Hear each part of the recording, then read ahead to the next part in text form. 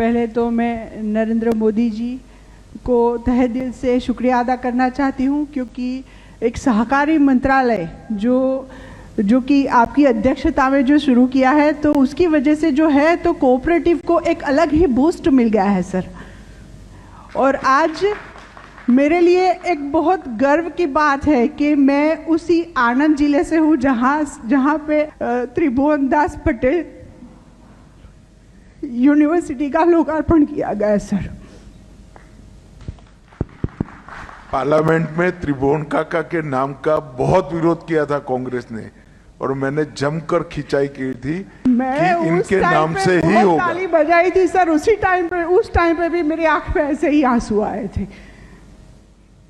आप अकेली नहीं है, पूरे गुजरात की महिलाएं त्रिभुवन काका को आशीर्वाद देती हैं। बहुत बड़ा काम हुआ है कि इनके नाम से यूनिवर्सिटी बनी है, और इन्होंने जो सच्ची कोऑपरेटिव की नींव डाली थी, इसके कारण आज गुजरात की 36 लाख महिलाएं 80,000 करोड़ का व्यापार कर रही। 80,000 करोड़। ये जो बहनें यहाँ कह रही ना 1 करोड़ का मैं दूध भरती हूँ, मैं 15 लाख का दूध भरती हूँ, 20 लाख का, ये त्रिभुवन काका न होते तो कभी न होता सर। और मैं गायत्री पटेल उसी अजरपुरा गांव से हूँ जहाँ से अमूल की पहली नींव रखी गई थी।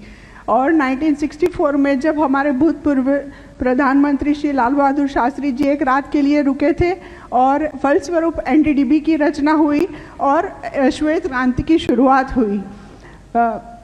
मेरी बात करूँ तो मैं बीकॉम ग्रेजुएट हूँ और डिप्लोमा इंफॉर्मेशन सिस्टम्स मैनेजमेंट किया है।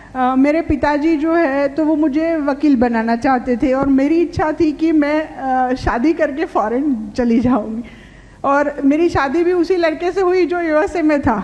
लेकिन कुछ कारणों सर मेरा जाना नहीं हो पाया, तो उनको वापस आना पड़ा, और आने के बाद मेरे ससुर जी की एक्सीडेंटली डेथ हो गई, और थोड़ी फाइनेंशियली कंडीशन भी हमारी अच्छी नहीं थी। तो उस टाइम पे सोचा कि अभी ऐसा कुछ व्यवसाय सोचना पड़ेगा कि मम्मी को अकेला छोड़ नहीं सकते थे, तो इसके लिए हमने पशुपालन व्यवसाय को चूज़ किया। तो उस टाइम पे लोग बातें कर रहे थे कि भैया ये लोग फैमिली बैकग्राउंड मतलब घूमने फिरने वाले लोग हैं, तो पशुपालन में कैसे ही टिकेंगे, तो 1-2 साल में शायद बंद कर देंगे। तो हम लोगों ने मैंने और मेरे हस्बैंड ने ऐसा काम किया सर कि गांव लोग भी सोचने लगे कि भैया हम लोग तो ये सोच रहे थे कि लोग को कुछ नहीं कर पाएंगे, तो ये लोगों ने सच में साबित कर लिया कि पशुपालन व्यवसाय में ये बहुत आगे जा सकते हैं। तो उन्हीं लोगों ने मुझे अजरपुरा डेयरी कोऑपरेटिव सोसाइटी की अध्यक्ष के रूप में चुना। आपके पास कितने पशु है? सर मेरे पास 80 पशु है। 80 पशु है। हाँ। और अजरपुरा डेयरी कोऑपरेटिव सोसाइटी के अध्यक्ष रूप में चुना गया, और मैं मेरे जैसी कितनी बहनों को आज प्रोत्साहन देती हूँ कि भैया आप लोग घर में से बाहर निकलो, फ़ोन में ज़्यादा आप अपना टाइम ख़राब कर रहे हो, इससे पहले आप उसे खा जाओ। और पशुपालन के साथ साथ में उनको मैं यही सुझाव देती हूँ कि अकेले पशुपालन के ऊपर निर्भर नहीं रहना, इसके साथ आपको अलग एक्टिविटीज़ भी करनी पड़ेगी, आपको इंटीग्रेटेड होना पड़ेगा।